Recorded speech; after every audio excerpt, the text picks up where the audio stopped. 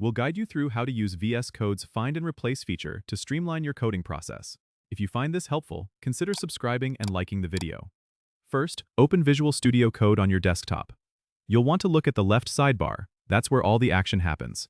You'll see an icon that looks like a magnifying glass. Click on it to open the Find panel.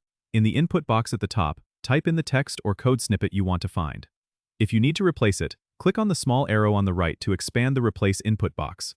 Here, you can enter the new text you want to replace the old one with.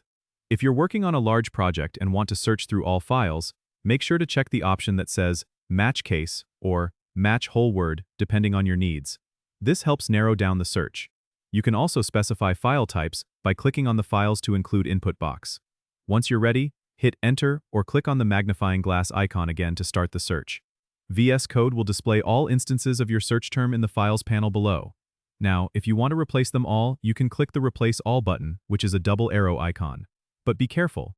It's usually a good idea to review each instance, so you might prefer clicking on each occurrence individually and then hitting the Replace button next to it. This way, you can ensure each replacement is just right.